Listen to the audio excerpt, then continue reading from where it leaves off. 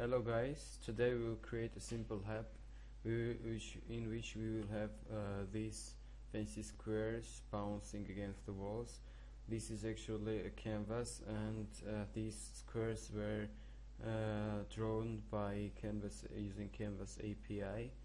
And then we will go from this one to more advanced version like this, and in which we have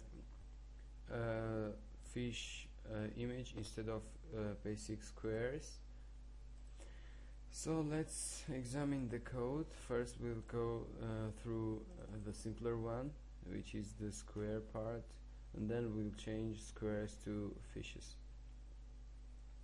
Okay, so here you can see the main part is this script tag.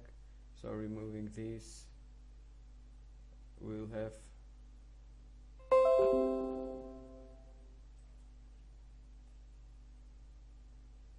this one. So as you can see, it's like skeleton HTML, and we only have one canvas, which is actually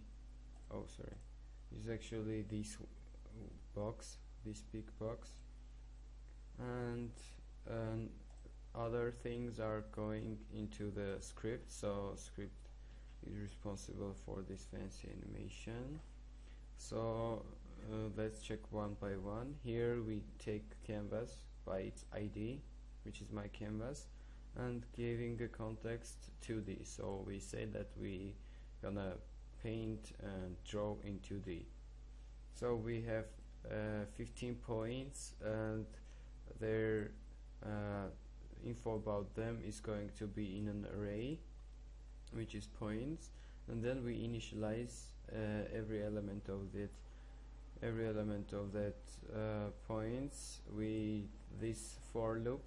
So every element of an array is an object which is height, width, x coordinate, y coordinate, direction of moving initially, and this one generates a random color for our boxes. See, they have random colors, and after refreshing,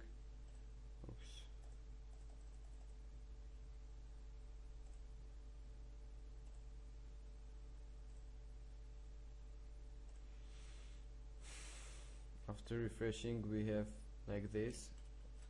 So colors are changed. See? Okay. So it's basically it, and then we have two functions. The simpler one is animate, which draws every time and calls itself every 10 milliseconds. So it draws and calls itself. And this one starts animation, and the main part goes into draw function. So the first line clears the rectangular canvas, and then for every point we draw that square. So here we initialize the color, here we print that rect in the screen, here we move it by the velocity indicated here, and then we have two basic conditions. We check if we need to bounce the box.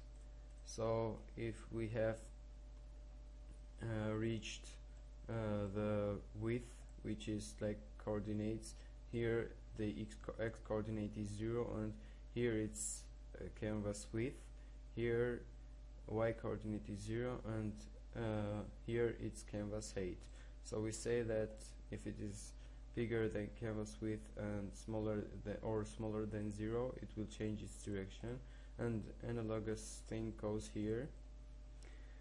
So that's basically it, and now we are proceeding to the second one, which has minor changes. It's like 3 or 4 lines. Here you see it's the previous version, and here instead of it we have this.